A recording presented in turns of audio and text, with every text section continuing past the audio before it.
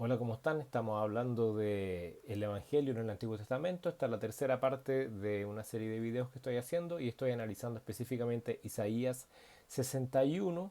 Estábamos hablando de que esta persona es el ungido de Dios y que venía a publicar libertad a los cautivos. Entonces quiero enfocarme en eso, de que él viene a publicar libertad, según lo que dice Isaías 61:1. ¿Ok? Primero entonces quiero que se entienda eh, que cuando está hablando de que esta persona viene a publicar libertad, esto se relaciona con la idea de Isaías 52, el versículo 7, donde dice: cuán hermosos son sobre los montes los pies del que trae alegres nuevas, del que anuncia la paz, del que trae nuevas del bien, del que publica salvación. Entonces, Isaías 52:7 habla de una persona que tiene que venir a publicar salvación, Isaías, y que trae alegres nuevas. Isaías 61:1 habla de alguien que trae buenas nuevas y que viene a publicar libertad. Es lo mismo, es exactamente la misma escritura, ¿ya? Dicho en dos lugares diferentes y dando información complementaria, ¿ok? Entonces, ustedes pueden ver que cuando Dios salva o liberta o redime, rescata, es lo mismo, ya son los mismos. Dios me liberta de mi enemigo, Dios me salva de mi enemigo, Dios me rescata de mi enemigo, Dios me redimió, me salvó, me rescató. Todas esas ideas en el Antiguo Testamento son similares, tú las puedes ir comparando y te vas dando cuenta de que es la misma idea. Ahora, de qué es lo que viene a salvar esta persona? Tú te vas dando cuenta aquí en Isaías 52, por ejemplo, el versículo 9 ahora, dice: cantad alabanzas, alegraos juntamente, soledades de Jerusalén, porque Jehová ha consolado a su pueblo, a Jerusalén ha redimido, nuevamente a la idea de salvar, redimir o libertad. Jehová desnudó su santo brazo ante todos los ojos de todas las naciones, y todos los confines de la tierra verán la salvación de nuestro Dios. Entonces, esta salvación, esta redención, esta libertad que trae Dios en el fondo por medio de un mensaje, una buena nueva que hay que publicar de esta salvación, es para Jerusalén, según lo que dice el versículo 9, y es para todos los confines de la tierra. O sea, todos los confines de la tierra en el fondo también van a ser partícipes, van a ver esta salvación. ¿Ya? Esa información es súper importante. O sea, esto no era solo un mensaje destinado a Israel y nada más. ¿Ya? Muchos pasajes de la escritura hablaban de que otras naciones también iban a ser partícipes de esto. Ahora vamos a Zacarías 9, otro pasaje que ya estudiamos, y vamos a revisar lo que dice aquí. Zacarías 9, vamos a leer desde el versículo 9. Alégrate mucho, hija de Sión, da voces de júbilo, hija de Jerusalén. He aquí tu rey vendrá a ti, justo y salvador. Entonces aquí está hablando en futuro de un rey que tiene que venir a Jerusalén, ¿ya? Que es un rey de Jerusalén, porque dice tu rey vendrá a ti. Y este rey, ¿cómo es? Es Salvador, Salvador. Fíjate, dice: humilde y cabalgando sobre un asno, sobre un pollino, hijo de asna. Y de Efraín destruiré los carros y los caballos de Jerusalén, y los arcos de guerra serán quebrados, y hablará paz a las naciones, y su señorío será de mar a mar. Y tú también, por la sangre de tu pacto, serás salva. Quiero que veas aquí que en el fondo este rey que es Salvador venía a salvar, y dice que la sangre del pacto era muy importante en esta salvación. Era el instrumento para la salvación, la sangre del pacto. Entonces, súper interesante eso, porque cuando uno piensa en una sangre de un pacto que puede salvar, librar, redimir de algo, eso debiese llevarte, si tú lees el Antiguo Testamento y conoces el contenido, debería llevarte a la ley de Moisés, porque la ley de Moisés, para salvar o para redimir de los pecados a Israel, se necesitaba de sangre, ¿ya? Y a través del derramamiento de sangre de animales, Israel podría ser salvado redimido, rescatado, limpiado también de sus pecados. Entonces, y esa sangre era sangre que se tenía que derramar según el pacto que Dios tenía con Israel, que era el pacto de la ley. Entonces, esta idea de la sangre de tu pacto, por la sangre de tu pacto serás salva, tiene que llevarte a la idea de la expiación que se relata en la ley de Moisés, específicamente, por ejemplo, en el libro de Levítico, el capítulo 16, tú puedes leer todo un capítulo que habla de cómo se hacía la expiación y tú puedes ver bien claramente cómo a través de la sangre de animales, Dios una vez al año expiaba y limpiaba y de esa manera salvaba a Israel de los pecados de ellos, pues según el pacto de la ley de Moisés. Entonces, no era un concepto, lo que está diciendo Zacarías 9:11, no es un concepto alejado del resto del Antiguo Testamento, es un concepto que está ligado a otras cosas del Antiguo Testamento que tú al leer tú dices, espérame, este rey viene a salvar, pero viene a salvar con sangre, sangre del pacto, eso me suena. Ya te puede ir dando luces un poco de qué es lo que, a qué se puede referir, de qué tipo de salvación se puede referir. ¿Ya? No solo una salvación política quizás, más bien aquí está hablando de una salvación de los pecados, porque eso es la sangre en el Antiguo Testamento, en la ley de Moisés, en ese pacto, la sangre servía para salvar de los pecados. ¿Ok? Entonces sí hay una posibilidad de que este rey salvador no viene solo a salvar en un sentido político, sino que viene primeramente a salvar en un sentido espiritual. ¿Se entiende? Ahora, eso quizás no podría no quedar tan claro aquí en este pasaje, pero si leemos a Isaías 61, donde dice, en el versículo 1, dice al final, a publicar libertad a los cautivos. Un cautivo es un preso, ¿no es cierto? Y después dice, y a los presos, es decir, a los cautivos, que es lo mismo, apertura de la cárcel es lo mismo, ¿ya? O sea, viene a publicar libertad o apertura de la cárcel a los presos, los cautivos. Tú dirás, ¿a los presos de qué? ¿Ya?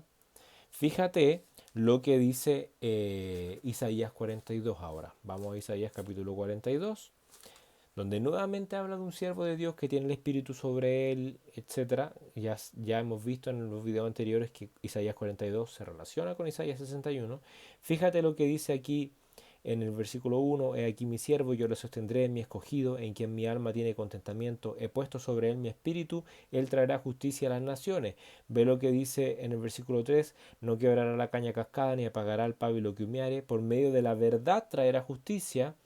Dice, no se cansará ni desmayará hasta que establezca en la tierra justicia y las costas esperarán su ley. Así dice Jehová Dios, creador de los cielos y el que los despliega, el que los extiende, el que extiende la tierra y sus productos, el que da aliento al pueblo que mora sobre ella y espíritu a los que por ella andan. Yo, Jehová, te he llamado en justicia. Se entiende que le está hablando a su siervo, ¿no es cierto? Y te sostendré por la mano. Como dice el versículo 1, yo le sostendré. Te guardaré y te pondré por pacto al pueblo. Ah, chanfle. Pacto. Esa era la misma palabra que habla Zacarías 9 cuando dice que viene un rey salvador a Jerusalén y después dice, por la sangre de tu pacto serás salva. ¿Qué pacto? ¿El pacto de Moisés o el pacto que trae este siervo, este rey salvador en el fondo? Interesante, era una buena pregunta para hacerse en ese tiempo. Dice, te pondré por pacto al pueblo, por luz de las naciones, para que abran los ojos de los ciegos, para que saques de la cárcel a los presos. Mira, ¿no es lo mismo que está diciendo Isaías 61? Dios trae un siervo sobre el cual está su espíritu, el espíritu de Jehová está sobre mí, por cuanto me ungió Jehová, y se me ha enviado a publicar libertad a los cautivos y a los presos, apertura de la cárcel. O sea, claramente Isaías 42 está hablando de lo mismo que Isaías 61. Por lo tanto, el siervo de aquí es la misma persona que el siervo de Isaías 61. Es la misma persona, el siervo de Isaías 42, que el siervo de Isaías 61. Lo puedes leer y comparando los pasajes para que la misma escritura se interprete a sí misma. Y tú puedes, aquí versículo 7 dice, para que abra los ojos de los ciegos, para que saques de la cárcel a los presos y de las casas de prisión a los que moran en tinieblas. O sea, no es que estas personas están presas así como simplemente como porque eran malos, ¿no es cierto? Eran malvados y malos ahora váyanse. Eh, o sea, sí, pero lo que queremos decir es que en el fondo estas personas están presos, están cautivos en tinieblas. Y las tinieblas, en el lenguaje del Antiguo Testamento y de la Biblia, se refiere al pecado. Vamos a comparar esto con otras escrituras. Primero vamos a Isaías 49, ¿ya? Isaías capítulo 49, versículo 8 al 9. Así dijo Jehová, en tiempo aceptable te oí y en día de salvación te ayudé. De nuevo la palabra salvación. Y te guardaré y te daré por pacto al pueblo. Uy, lo mismo que estábamos leyendo en Isaías 42, está hablando de la misma persona. Para que restaures la tierra, para que heredes asoladas heredades, para que digas a los presos, salid, y a los que están en tinieblas, mostraos. Nuevamente lo mismo, a publicar libertad a los presos y a decirles, salgan, mostraos. Pero los presos de qué? A los que están en tinieblas. En los caminos serán apacentados y en todas las alturas tendrán sus pastos. Entonces, puedes ver tú aquí claramente el mismo lenguaje en Isaías 42, Isaías 49, Isaías 61. Ahora, vamos a Zacarías 9 de nuevo, 9:11. Zacarías 9:11, no te olvides de lo que decía. Y tú también, por la sangre de tu pacto serás salva. Y luego dice, yo he sacado tus presos de la cisterna en que no hay agua. Nuevamente, cuando está hablando de que viene un rey, que es salvador, que trae salvación por la sangre de un pacto, y todas estas mismas palabras que estás viendo tú en Isaías 42, 49 y 61, nuevamente dice, yo he sacado tus presos. Chuta, es lo mismo, es lo mismo. ¿Te fijas que claramente tú puedes conectar estos pasajes entre sí porque están usando las mismas palabras, el mismo lenguaje? Pero aquí fíjate que dice tus presos, ¿de dónde? ¿Dónde están presos? En cisternas donde no hay agua. ¿Qué es eso de cisternas donde no hay agua? ¿Existe esa metáfora, por decirlo así, en alguna otra parte del Antiguo Testamento? Sí, vamos a Jeremías capítulo 2. Jeremías capítulo 2, versículo 13. Porque dos males ha hecho mi pueblo. Me dejaron a mí fuente de agua viva, aquí está hablando Dios, y cavaron para sí cisternas, cisternas rotas que no retienen agua. ¿Y de qué está hablando esto? Versículo 11. ¿Acaso alguna nación ha cambiado sus dioses? Aunque ellos no son dioses, sin embargo mi pueblo ha trocado su gloria por lo que no aprovecha. Dios está diciendo, me han dejado a mí, Dios, y yo soy para ellos como una fuente de agua viva, y me han dejado a mí por otros dioses que no son más que fuentes o cisternas que ni siquiera pueden retener agua. O sea, son dioses que no sirven para nada. Entonces, ¿qué es lo que está diciendo aquí? Que Dios viene a rescatar a los que están en tinieblas, a los presos que están en tinieblas, a los presos que están en cisternas que no retienen agua. O sea, viene a rescatar a aquellos que están presos en ídolos, en idolatría, en pecado. Mira, vamos a Isaías 62:1 ahora. Isaías 62:1. Dice, por amor de Sión no callaré, y por amor de Jerusalén no descansaré, hasta que salga como resplandor tu justicia y su salvación se encienda como una antorcha. Nuevamente, ¿qué es lo que Dios quiere? Dios quiere traer salvación, y esa salvación es como luz. Y recuerda tú lo que leímos delante en Isaías capítulo 42, Isaías 42, versículo 6. Yo Jehová te he llamado y en justicia te sostendré por la mano, te guardaré y te pondré por pacto al pueblo, por luz de las naciones. La salvación es como luz ¿Por qué? Porque la gente está en tinieblas. O sea, Dios trae una salvación que es totalmente opuesta a aquello en lo que la gente está. Los vengo a sacar de las tinieblas por medio de traerles luz, por medio de traerles salvación. Ahora, aquí ustedes están viendo que Dios los quiere rescatar de los ídolos, ¿no es cierto? De cisternas que no retienen agua. Pero también pueden ver ustedes en Isaías 59 cómo, cómo esta idea se expresa un poquito más. ¿Ya? Isaías 59, versículo 1. He aquí que no se ha acortado la mano de Jehová para salvar, ni se ha agravado su oído para oír. Pero vuestras iniquidades han hecho división entre vosotros y vuestro Dios, y vuestros pecados, pecado e iniquidad es lo mismo, han hecho ocultar de vosotros su rostro para no oír. Entonces, las maldades, las iniquidades o pecados que hacía el pueblo de Dios, ¿no es cierto?, contra Dios, ¿qué hizo? Que provocó una división, una separación. El pecado nos separa de Dios, produjo una separación y han hecho que Dios haga, ¿qué cosa dice? Se ocultó y no quiso escuchar. ¿Me entienden? Y en ese contexto, cuando está hablando de los pecados de Israel y cómo los pecados de Israel han dividido a Israel de Dios, en ese contexto, en el versículo 9, mira lo que dice. Por esto se alejó de nosotros la justicia. Claro, porque el pecado es injusticia, ¿no es cierto? Ya lo hemos hablado en otros videos. Se alejó de nosotros la justicia y no nos alcanzó la rectitud. Esperamos luz y he aquí tinieblas. Mira, o sea, ellos pecaron y ¿en qué están? En tinieblas. Están en injusticia, no están en rectitud. Resplandores y andamos en oscuridad. Cuando una persona está en oscuridad, en el lenguaje de la Biblia, cuando una persona está en tinieblas, se refiere a que está en maldad, en pecado, en prisiones de maldad, ya por decirlo de alguna manera. Y dice acá, versículo 10, palpamos la pared como ciegos y andamos a tientas como sin ojos. O sea, estamos en oscuridad tal como si fuésemos ciegos, ¿ok? Tropezamos a mediodía como de noche.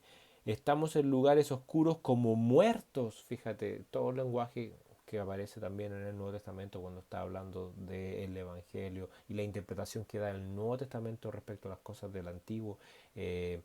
Es la misma que estoy dando yo aquí en este momento. O sea, el Antiguo Testamento se interpretaba a sí mismo de la misma manera que el Nuevo Testamento lo interpreta. Lo que quiero decir es que el mensaje del Nuevo Testamento es verdadero. Es verdadero porque en el mismo Antiguo Testamento se podían entender estas cosas. El Nuevo Testamento es la continuación del Antiguo. Es una sola cosa. Ahora, mira lo que dice acá el versículo 11. Gruñimos como osos todos nosotros y gemimos lastimeramente como palomas y esperamos justicia y no la hay, salvación y se alejó de nosotros. ¿Por qué? Porque nuestras rebeliones se han multiplicado delante de ti y nuestros pecados han atestiguado contra nosotros, porque con nosotros están nuestras iniquidades y conocemos nuestros pecados. ¿Te fijas? El pecado te lleva a estar en tinieblas y te aleja de Dios y de la salvación y de la rectitud y de la justicia. Ahora, entendiendo eso, que los que están los presos, entonces a los que viene a rescatar eh, el Mesías, no son presos simplemente políticos, por decirlo así, o de alguna manera. Está hablando de personas que están en prisiones de oscuridad, en prisiones de pecado. ¿Ya? O sea, lo que estás leyendo aquí en Isaías 59 precede a lo que estás leyendo en Isaías 61. Entonces, cuando tú ves Isaías 61 que viene a libertar a los cautivos, a los que están en cárceles, ya tú puedes sumar la información de Isaías 42, Isaías 49, Isaías 59 y darte cuenta que Él venía a rescatar a los que estaban en tinieblas en el sentido que estaban en pecado. Ahora, si aún esto no te convence, mira lo que dice Salmo 130. Salmo 130, vamos a leer el versículo 7 y 8. Espere Israel a Jehová, porque en Jehová hay misericordia y abundante redención o salvación con él. Y él redimirá a Israel de todos sus pecados. La escritura decía que Dios iba a redimir a Israel de los pecados. Y esto que está aquí en un salmo, Salmo 130, está escrito antes de lo que dijo Isaías. Y Isaías viene a hablar justamente de que viene alguien a publicar salvación, redención. Acuérdate lo que dice Isaías 52 cuando dice que redimirá a Jerusalén, decía. Y, y dice que viene a publicar libertad, pero los que están presos en tinieblas. ¿Ya? O sea, libertad, redención, salvación de sus pecados. Entonces, recuerda ahora las palabras que leímos en Isaías 61:3.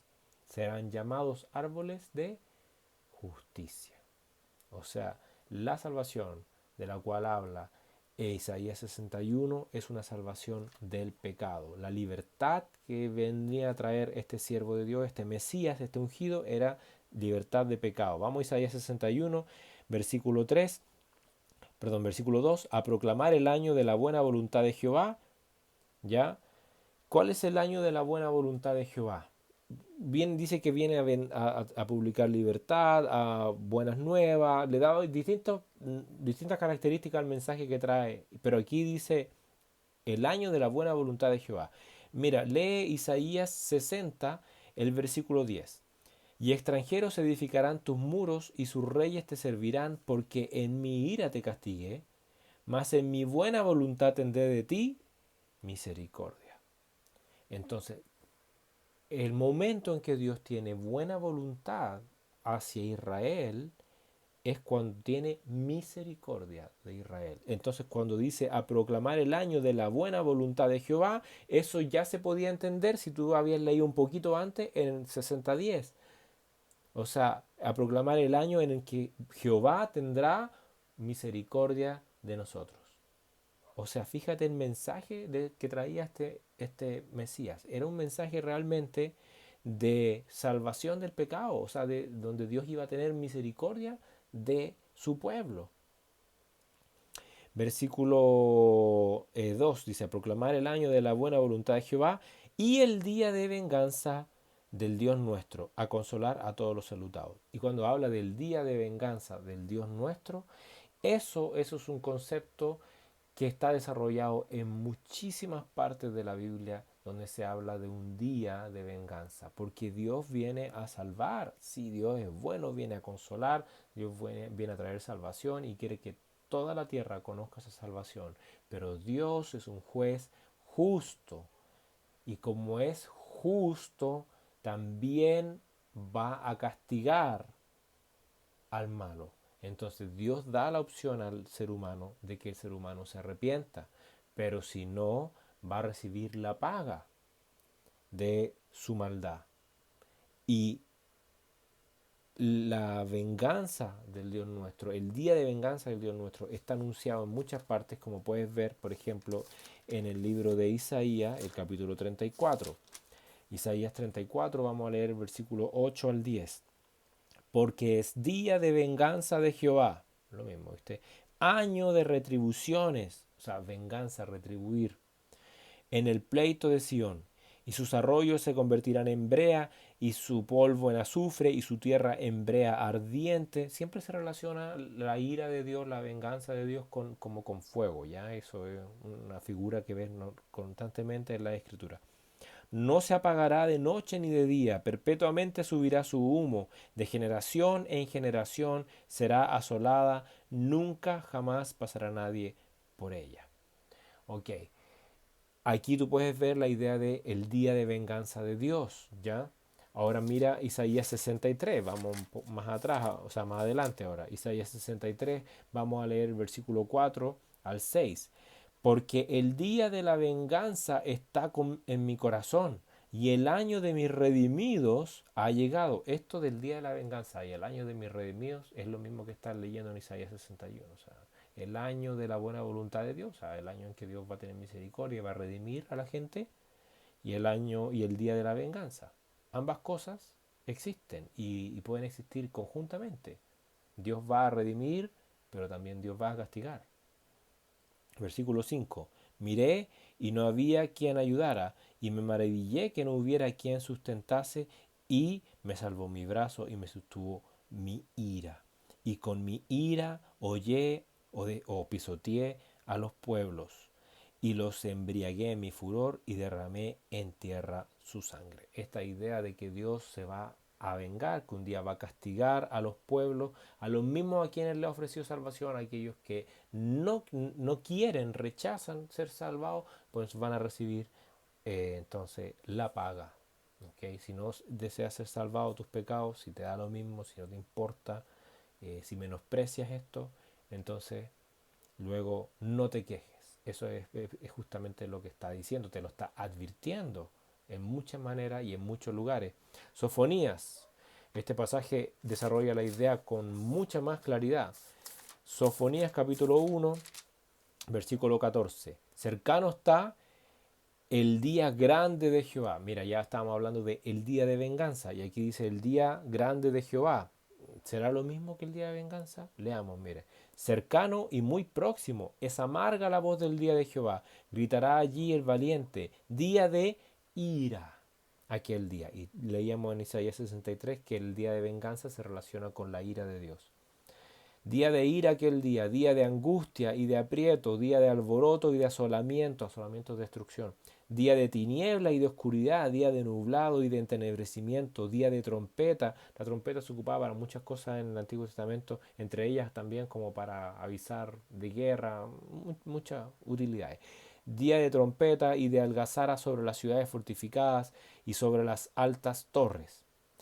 Y atribularé a los hombres, o sea, los afligiré, y andarán como ciegos porque pecaron contra Jehová nuevamente. ¿Por qué la venganza de Dios? ¿Por qué la ira de Dios? Por el pecado, porque pecaron contra Jehová, y la sangre de ellos será derramada como polvo. Lo mismo que decía Isaías 63, que iba a derramar la sangre, ¿no es cierto? Y su carne como estiércol, ni su plata ni su oro podrá librarlos en el día de la ira de Jehová. Obvio que no, porque no es el dinero lo que te libra, es la sangre del pacto lo que te salva. Eso decía Zacarías 9. Y es la verdad de este mensaje de buenas nuevas lo que trae justicia a las naciones, lo que en el fondo te vuelve, te justifica, te reconoce justo. Es el evangelio de salvación, ¿me entiendes? Todo lo que te estoy explicando aquí en el Nuevo Testamento está expresado, pero te lo estoy explicando con el Antiguo Testamento para que tú puedas darte cuenta que esto no es algo que inventaron los cristianos, esto es algo que decía el Antiguo Testamento.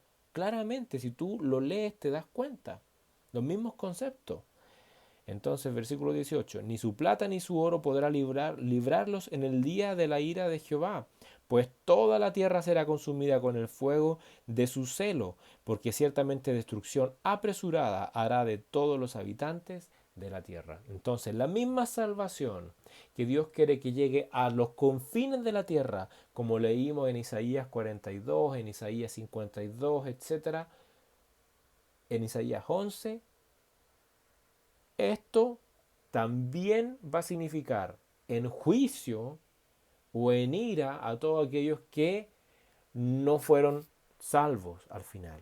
Porque también va a haber ira sobre todos los habitantes de la tierra. Entonces, el mensaje del Evangelio contiene no solo la idea de ser salvo, sino también la idea del día de venganza. O sea, aquí, en este mensaje que traía, que iba a traer este Mesías, él iba a proclamar tanto el año de la buena voluntad de Jehová, es decir, el año en que Dios va a tener misericordia de los hombres, el momento de la misericordia de Dios, y también el día de la venganza de Dios. Es decir, no solo es un mensaje de, Dios te ama y Dios te quiere enviar al cielo. No es solo eso. Implica explicar necesariamente que entonces, si tú no crees, hay una ira sobre ti. Y eso es lo mismo que dijo Jesús cuando habló con Nicodemo. Dijo, Dios no envió a su Hijo a condenar al mundo, sino para que el mundo fuera salvo por él. El que en él cree no es condenado, pero el que no cree ya ha sido condenado. ¿Ok? Entonces, entiende, si tú no aceptas la salvación, tú ya estás condenado. Es solo esperar el momento, el día en que esto ocurra, ¿ok? En que esto se presente.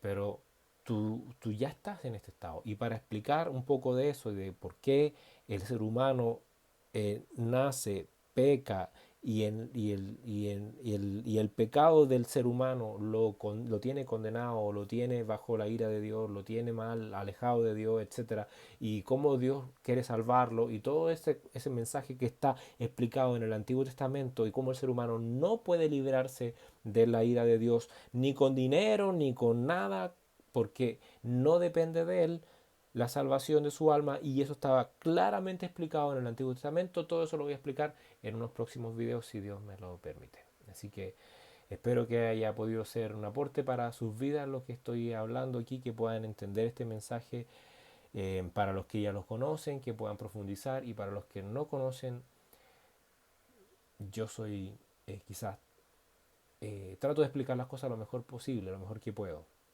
Pero para esto nadie es suficiente. ¿Ya? Este mensaje, el único que puede en el fondo darte entendimiento, luz de estas cosas, es Dios. Yo solamente lo quiero transmitir lo mejor posible, y si en algo me equivoco o algo, Dios me perdone y me ayude a darme cuenta. Pero soy un hombre débil que trae un mensaje muy grande, y espero que pueda llegar a tu corazón y que tú creas, porque la escritura dice en Salmo 2: bienaventurados todos los que en él confían, hablando del Hijo de Dios. Ese es el llamado al que Dios nos manda, a confiar, es decir, a creer, pero no creer solo aquí intelectualmente, decir, sí, sí, esto sí, sino confiar, entregar tu confianza a Dios, y entregar entonces tu vida a Dios, confiar en Él, a seguirle, a creer al punto de que lo hagas tu Dios, no solamente una idea, un concepto, lo tienes que hacer tu Dios, tu Señor. Por eso Jesús decía: ¿por qué me llaman Señor si no haces lo que yo hago? Porque la idea de Señor es, si no hacen lo que yo les mando, porque la idea de Señor es alguien que tiene autoridad sobre ti y que te puede mandar. Y eso es lo que el ser humano no quiere. El ser humano rechaza este mensaje porque el ser humano no quiere que otro lo mande. Nosotros todos queremos hacer lo que nosotros queremos hacer. Nadie quiere someterse ni a una persona, los hijos no quieren someterse ni a los padres, nadie quiere someterse a ninguna autoridad, menos a un Dios que quizá no he visto, y así el ser humano se excusa, se excusa, se excusa, se excusa. El ser humano no viene a la luz porque cuando tú escuchas esto, tú eres confrontado contigo mismo, con tu propia maldad, y por eso la gente odia este mensaje. Y le busca por donde sea, le busca para poder rechazarlo y para hablar mal de esto. Pero esta verdad no depende de si tú lo crees o no. El hecho de que tú lo creas o no lo creas, eso no lo hace verdadero. ¿Ok? Eso no lo hace verdadero o falso. No depende de ti. La verdad no nació contigo ni va a morir contigo. Esto trasciende a tu propia existencia, de hecho, porque esto está escrito desde mucho antes de que tú nacieras. Y tú vas a morir y esto va a seguir aquí. Está en ti el escucharlo, el analizarlo. Y si lo crees, este mensaje puede salvar tu vida. Y si no lo crees, ya sabes lo que va a pasar. Lo leímos ya. Así que eso. Adiós.